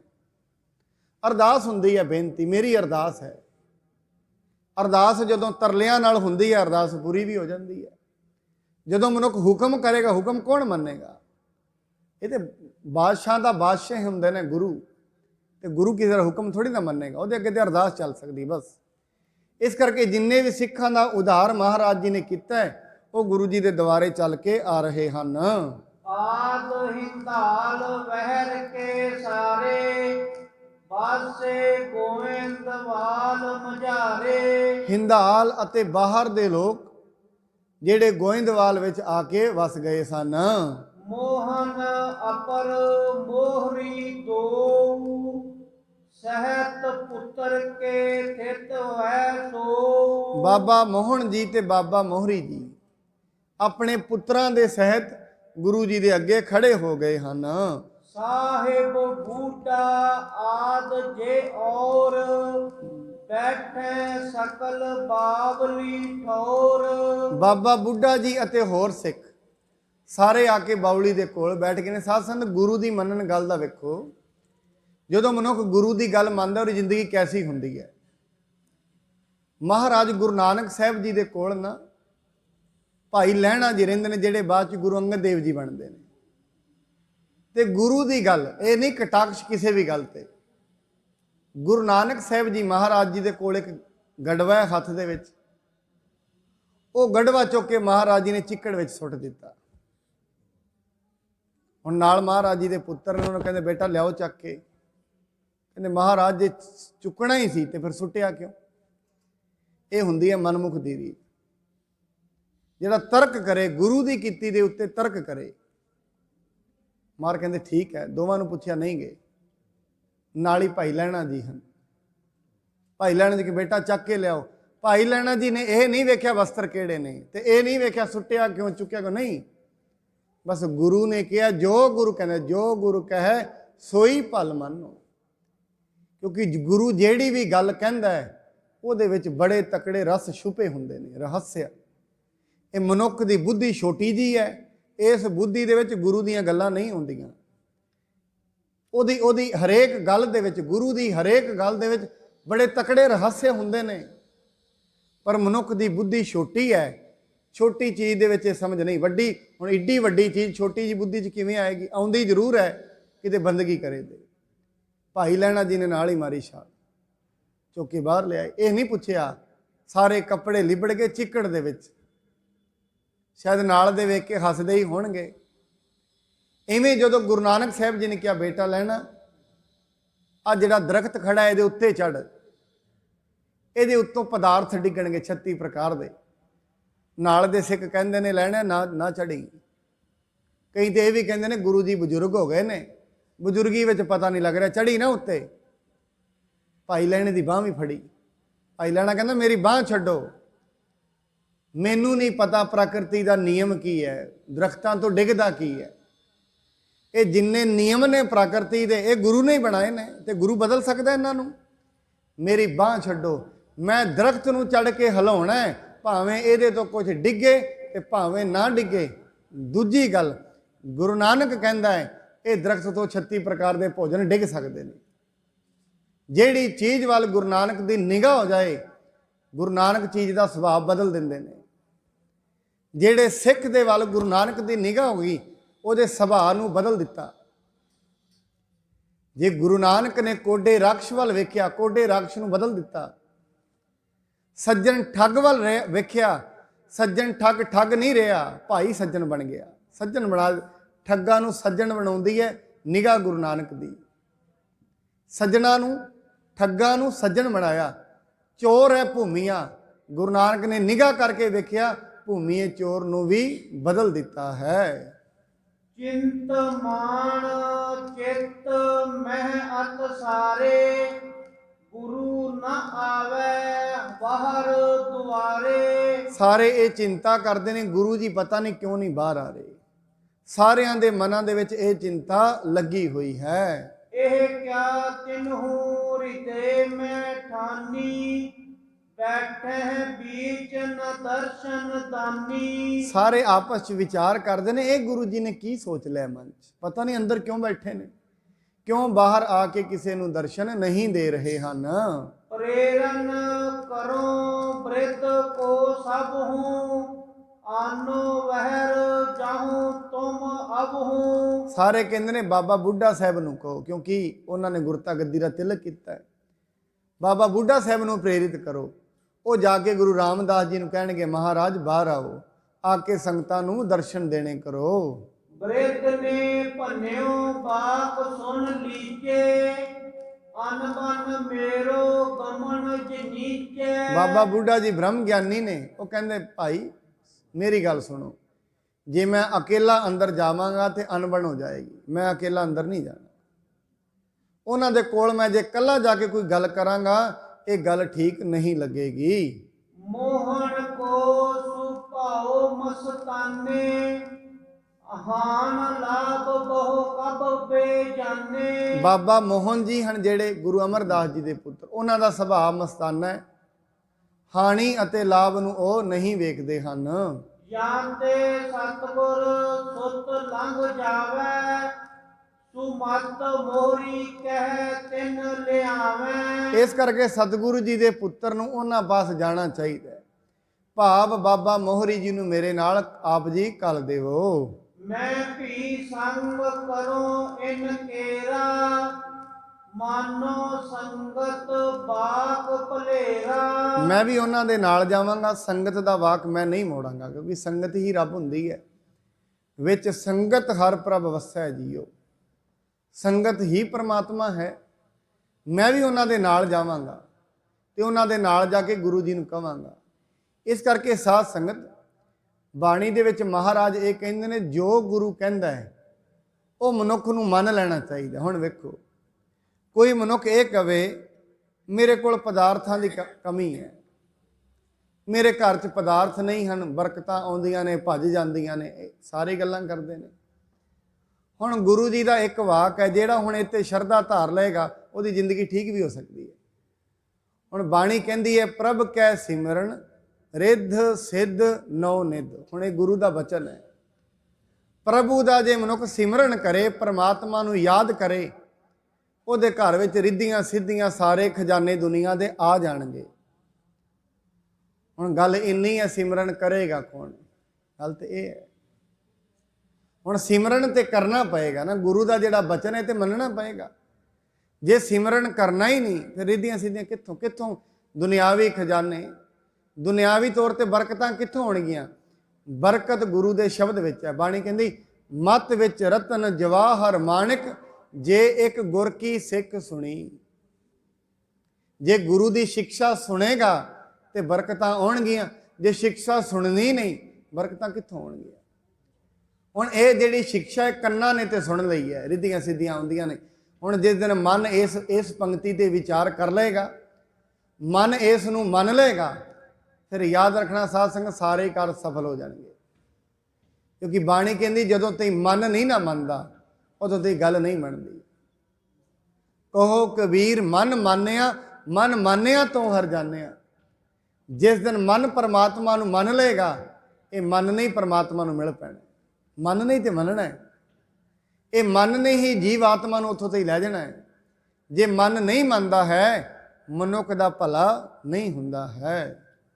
ਸਭਨ ਮੋਹਰੀ ਸੋ ਜਬ ਕਹਿਓ, ਆਵੇਂ ਮੋਹ ਗਏ ਤੇ ਨਹਿਓ। ਬਾਬਾ ਮੋਹਰੀ ਜੀ ਇਹ ਸਮਝ ਗਏ। ਜਦੋਂ ਸਾਰਿਆਂ ਨੇ ਕਿਹਾ ਬਾਬਾ ਮੋਹਰੀ ਜੀ ਆਉਣ ਨਾਲ ਗੁਰੂ ਜੀ ਬਾਹਰ ਆਉਣਗੇ, ਬਾਬਾ ਮੋਹਰੀ ਜੀ ਨੇ ਇਹ ਚੀਜ਼ ਸਮਝ ਲਈ ਹੈ। ਉਚਕ ਸਿੱਖ ਅਰ ਬ੍ਰਿਧ ਕੋ ਲੈ ਕੇ, ਗੁਰ ਸਮੀਪ ਪਹੁੰਚੇ ਹਿਤ ਕਹਿ ਕੇ। ਪੁੱਛਕ ਸਿੱਖ ਨੇ ਬਾਬਾ ਬੁੱਢਾ ਸਾਹਿਬ ਜੀ ਨੂੰ ਵੀ ਨਾਲ ਲੈ ਲਿਆ, ਲੈ ਕੇ ਗੁਰੂ ਰਾਮਦਾਸ ਜੀ ਦੇ ਸਮੀਪ ਚਲੇ ਗਏ ਹਨ। ਅੰਤਰ ਬੈਠੇ ਜਾਏ ਨਿਹਾਰੇ, ਅਪਰ ਸੁਭਾਉ ਜਿਨਹੁ ਉਰ ਧਾਰੇ। ਅੰਦਰ ਬੈਠੇ ਹਨ ਗੁਰੂ ਰਾਮਦਾਸ ਜੀ, ਇਹ ਸਾਰੇ ਇਕੱਠੇ ਹੋ ਕੇ ਗਏ ਨੇ, ਉਹਨਾਂ ਨੇ ਗੁਰੂ ਸਾਹਿਬ ਜੀ ਨੂੰ ਵੇਖ ਲਿਆ ਹੈ। ਪਿਖੇ ਸਕਲ ਉਠ ਕਰ ਸਨਮਾਨੇ, ਮਿਲੇ ਪਰਸਪਰ ਬੰਧਨ ਠਾਨੇ। ਗੁਰੂ ਸਾਹਿਬ ਜੀ ਅੰਦਰ ਗਏ, ਗੁਰੂ ਸਾਹਿਬ ਖੜੇ ਹੋ ਗਏ, ਖੜੇ ਹੋ ਕੇ ਸਾਰਿਆਂ ਨੂੰ ਨਮਸਕਾਰ ਕੀਤੀ, ਸਾਰਿਆਂ ਦਾ ਸਨਮਾਨ ਕੀਤਾ ਹੈ। ਬਾਪ ਮੋਹਰੀ ਤਦਹਿ ਉਚਾਰੇ, ਤੁਮ ਤਿਮ ਬੈਠੇ ਸਦਨ ਮਝਾਰੇ। ਬਾਬਾ ਮੋਹਰੀ ਜੀ ਨੇ ਸਵਾਲ ਕੀਤਾ, ਕਹਿੰਦੇ ਸਤਿਗੁਰੂ ਜੀ ਤੁਸੀਂ ਇਹ ਘਰ ਦੇ ਅੰਦਰ ਕਿਉਂ ਬੈਠੇ ਹੋਏ ਹੋ? ਸਤਿਗੁਰ ਪਿਤ ਨੇ ਨਿਜ ਅਸਥਾਨ, ਤੁਮਹਿ ਬਿਠਾਇਸ ਕਰ ਸਨਮਾਨ। ਕਹਿੰਦੇ ਤੁਹਾਨੂੰ ਸਾਡੇ ਪਿਤਾ ਜੀ ਗੁਰੂ ਅਮਰਦਾਸ ਜੀ ਨੇ ਬੜੇ ਸਨਮਾਨ ਦੇ ਨਾਲ ਇਸ ਗੁਰਤਾ ਗੱਦੀ ਤੇ ਬਿਠਾਇਆ ਹੈ। ਜਿਮ ਸਿੱਖ ਸੰਗਤ ਤਿਨਹੂ ਉਧਾਰੇ, ਤਿਮ ਤੁਮ ਕਰੋ ਬੈਠ ਇਹੋ ਕਾਰੇ। ਜਿਵੇਂ ਗੁਰੂ ਅਮਰਦਾਸ ਜੀ ਨੇ ਸਾਰੀ ਸੰਗਤ ਦਾ ਉਧਾਰ ਕੀਤਾ ਸੀ, ਤੁਸੀਂ ਵੀ ਆਓ ਬਾਹਰ ਬੈਠ ਕੇ ਸੰਗਤ ਦਾ ਉਧਾਰ ਕਰੋ। ਸਭ ਹਨ ਮਹਿ ਬੈਠੋ ਹਰ ਖਾਵੋ, ਉਪਦੇਸੋ ਸਤਨਾਮ ਜਪਾਵੋ। ਸਾਰਿਆਂ ਸੰਗਤ ਦੇ ਵਿੱਚ ਬੈਠ ਕੇ ਪ੍ਰਸੰਨ ਹੋਵੋ, ਸੰਗਤ ਆ ਰਹੀ ਹੈ ਉਹਨਾਂ ਨੂੰ ਸਤਨਾਮ ਜਪਾਵੋ, ਪਰਮਾਤਮਾ ਦਾ ਨਾਮ ਜਪਾਵੋ, ਉਹਨਾਂ ਦਾ ਨਾਮ ਜਪਾ ਕੇ ਸਾਰੀ ਸੰਗਤ ਦਾ ਭਲਾ ਕਰੋ। ਜਿਮ ਗੁਰ ਕਹਿਓ ਬਾਕ ਤਿਮ ਮਾਨੋ, ਸਤ ਸੰਗਤ ਮਤ ਇਮ ਪਹਿਚਾਨੋ। ਜਿਵੇਂ ਗੁਰੂ ਜੀ ਨੇ ਆਪ ਨੂੰ ਵਾਕ ਕਹੇ ਨੇ ਉਹਨਾਂ ਵਾਕਾਂ ਦੀ ਪਾਲਣਾ ਕਰੋ। ਸਤ ਸੰਗਤ ਵਿੱਚ ਆਵੋ, ਸਤ ਸੰਗਤ ਵਿੱਚ ਬੈਠ ਕੇ ਸਤ ਸੰਗਤ ਦਾ ਭਲਾ ਕਰੋ। ਹਮ ਤੁਮ ਸਭ ਕਹੋ ਧਰਮ ਇਹੀ ਹੈ, ਗੁਰ ਆਗਿਆ ਸਿਰ ਧਰਨ ਸਹੀ ਹੈ। ਤੁਹਾਡਾ ਤੇ ਸਾਡਾ ਦੋਵਾਂ ਦਾ, ਸਾਰਿਆਂ ਦੇ ਜਿੰਨੇ ਆਪਾਂ ਇੱਥੇ ਸਿੱਖ ਹਾਂ, ਬਾਬਾ ਮੋਹਰੀ ਜੀ ਕਹਿ ਰਹੇ ਨੇ ਸਾਡਾ ਸਾਰਿਆਂ ਦਾ ਇਹੀ ਧਰਮ ਹੈ, ਅਸੀਂ ਸਤ ਸੰਗਤ ਵਿੱਚ ਬੈਠ ਕੇ ਸੰਗਤ ਦਾ ਭਲਾ ਕਰੀਏ। ਸੁਣ ਗੁਰੂ ਰਾਮਦਾਸ ਇਨ ਬੈਨਾ, ਪਰਮ ਪ੍ਰੇਮ ਤੇ ਜਲ ਭਰ ਨੈਣਾ। ਬਾਬਾ ਮੋਹਰੀ ਜੀ ਦੀ ਇਹ ਗੱਲ ਸੁਣ ਕੇ ਗੁਰੂ ਰਾਮਦਾਸ ਮਹਾਰਾਜ ਜੀ ਦੀ ਅੱਖਾਂ ਵਿੱਚੋਂ ਨੇਤਰਾਂ ਵਿੱਚੋਂ ਜਲ ਵਹਿ ਤੁਰਿਆ ਪ੍ਰੇਮ ਦਾ, ਕਿਉਂਕਿ ਉਹ ਪ੍ਰੇਮ ਦੇ ਵਿੱਚ ਹੀ ਅੰਦਰ ਬੈਠੇ ਹੋਏ ਸਨ। ਤੁਮ ਗੁਰ ਸੁਤ ਅਰ ਗੁਰ ਸਿੱਖ ਸਾਰੇ, ਮੈਂ ਨਿਤ ਹੋ ਅਨੁਸਾਰ ਤੁਮਾਰੇ। ਸਾਧ ਸੰਗਤ ਕਿੰਨੀ ਨਿਮਰਤਾ ਹੈ, ਕਹਿੰਦੇ ਤੁਸੀਂ ਤੇ ਮੇਰੇ ਗੁਰੂ ਦੇ ਪੁੱਤਰ ਹੋ, ਤੇ ਤੁਸੀਂ ਸਾਰੇ ਸਿੱਖ ਹੋ। ਮੈਂ ਤੁਹਾਡੇ ਅਨੁਸਾਰ ਹੀ ਹਾਂ, ਤੁਹਾਡੀ ਆਗਿਆ ਨੂੰ, ਕਿ ਗੁਰੂ ਕਹਿ ਰਹੇ ਨੇ ਮੈਂ ਤੁਹਾਡੀ ਆਗਿਆ ਨੂੰ ਮੰਨਾਂਗਾ। ਤੁਸੀਂ ਮੈਨੂੰ ਜੋ ਵੀ ਹੁਕਮ ਕਰ ਰਹੇ ਹੋ ਮੈਂ ਤੁਹਾਡੀ ਆਗਿਆ ਦੇ ਅਨੁਸਾਰ ਹੀ ਚੱਲਾਂਗਾ। ਸਾਦਰ ਬਚਨ ਮਾਨਬੋ ਮੋਹੇ, ਮੋਹ ਕਹੋ ਮਹਾ ਧਰਮ ਇਹੋ ਹੋਏ। ਤੁਹਾਡੇ ਬਚਨਾਂ ਨੂੰ ਮੰਨਣਾ ਇਹ ਮੇਰੇ ਵਾਸਤੇ ਬੜੀ ਆਦਰ ਵਾਲੀ ਗੱਲ ਹੋਏਗੀ, ਮੇਰੇ ਵਾਸਤੇ ਬੜੀ ਵੱਡੀ ਗੱਲ। ਸਾਧ ਸੰਗਤ, ਮੈਂ ਕਈ ਵਾਰੀ ਆਪ ਜੀ ਨੂੰ ਇਹ ਪੰਕਤੀ ਕਹੀ ਹੈ, ਧਰ ਤਰਾਜੂ ਤੋਲੀਐ ਨਿਵੈ ਸੋ ਗੌਰਾ ਹੋਏ। ਜੋ ਤਰਾਜੂ ਫੜੀ ਹੋਏ ਨਾ, ਜਿਹੜਾ ਪਲੜਾ ਥੱਲੇ ਨੂੰ ਡਿੱਗਦਾ ਹੈ, ਜਿਹੜੀ ਨਿਮਰਤਾ ਹੈ, ਜਿਹੜਾ ਥੱਲੇ ਨੂੰ ਡਿੱਗ ਲਿਆ ਉਹ ਭਾਰਾ ਹੁੰਦਾ ਹੈ। ਗੁਰੂ ਸਾਹਿਬ ਨਿਮਰ ਨੇ, ਭਾਰੇ ਨੇ। ਜਿਹੜੇ ਜਿੱਧਰ ਨਿਮਰਤਾ ਹੈ, ਅੱਤ ਦੀ ਨਿਮਰਤਾ, ਜਿੰਨੀ ਜ਼ਿਆਦਾ ਨਿਮਰਤਾ ਹੋਏਗੀ ਉਨੇ ਹੀ ਸ੍ਰੇਸ਼ਟ ਮਹਾਨ ਪੁਰਸ਼ ਉਹ ਹੁੰਦੇ ਹਨ। ਅਸ ਕਹਿ ਨਿਕਸੇ ਬਾਹਰ ਆਏ, ਬੈਠ ਸਭਾ ਮਹਿ ਸੋਭ ਵਡਾਏ। ਐਵੇਂ ਕਹਿ ਕੇ ਗੁਰੂ ਸਾਹਿਬ ਜੀ ਬਾਹਰ ਆ ਗਏ ਹਨ, ਅਰੇ ਸਾਰੀ ਸੰਗਤ ਦੀ ਸ਼ੋਭਾ ਵਧਾ ਰਹੇ ਹਨ। ਜਿਮ ਉਡਗਨ ਮੰਡਲ ਮਹਿ ਆਏ, ਪੂਰਨ ਚੰਦ ਮਨਿੰਦ ਸੁਹਾਏ। ਉਹ ਕਿਹੋ ਜਿਹੇ ਲੱਗ ਰਹੇ ਨੇ ਸਤ ਸੰਗਤ ਵਿੱਚ, ਜਿਵੇਂ ਪੂਰਨਮਾਸ਼ੀ ਦਾ ਚੰਦਰਮਾ ਆਉਂਦਾ ਨਾ, ਵੱਡੇ ਆਕਾਰ ਦਾ, ਤਾਰਿਆਂ ਦੇ ਵਿੱਚ ਪੂਰਨਮਾਸ਼ੀ ਦਾ ਚੰਦਰਮਾ ਸੋਹਣਾ ਲੱਗਦਾ ਹੈ। ਕੀਤੋਂ ਬਿਮਨ ਸੈਨਾ ਕੇ ਮਾਹੇ, ਮੈਂ ਪਾਲਕ ਆਇਓ ਚਿਤ ਚਾਹੇ। ਜਿਵੇਂ ਜਿਹੜੀ ਸੈਨਾ ਉਦਾਸ ਹੋ ਜਾਏ ਨਾ, ਉਹਦੇ ਵਿੱਚ ਧਰਤੀ ਦਾ ਮਾਲਕ ਰਾਜਾ ਆ ਕੇ ਵਿੱਚ ਖਲੋ ਜਾਏ, ਫਿਰ ਸੈਨਾ ਖੁਸ਼ ਹੋ ਜਾਂਦੀ ਹੈ। ਸਭਨ ਖਰੇ ਹੁਏ ਬੰਧਨ ਕੀਨ, ਅਰਪ ਉਪਾਇਨ ਸਗਰੀ ਦੀਨ। ਗੁਰੂ ਮਹਾਰਾਜ ਜੀ ਬਾਹਰ ਆਏ, ਜਿੰਨੀ ਵੀ ਸੰਗਤ ਖੜੀ ਹੈ ਸਾਰਿਆਂ ਨੇ ਨਜ਼ਰਾਨੇ ਭੇਟ ਕੀਤੇ ਅਤੇ ਮਹਾਰਾਜ ਜੀ ਨੂੰ ਨਮਸਕਾਰ ਕੀਤੀ ਹੈ। ਕਰ ਦਰਸ਼ਨ ਔਰ ਹਰਖੇ ਸਬੈ, ਮਿਲਿਓ ਪ੍ਰਾਤ ਰਵ ਕਲ ਕਮਲਨ ਅਬੈ। ਕਹਿੰਦੇ ਸਾਰੇ ਬੜੇ ਪ੍ਰਸੰਨ ਹੋਏ, ਜਿਵੇਂ ਹੁਣੇ ਸਵੇਰ ਦਾ ਸੂਰਜ ਕਮਲ ਫੁੱਲਾਂ ਨੂੰ ਮਿਲਦਾ ਹੈ ਤੇ ਫੁੱਲ ਫਿਰ ਖਿੜ ਜਾਂਦੇ ਨੇ। ਕਮਲ ਤਾਂ ਹੀ ਖੁੜਦਾ ਜੇ ਸੂਰਜ ਨਿਕਲੇ। ਐਵੇਂ ਸਿੱਖ ਖਿੜ ਗਏ ਹਨ।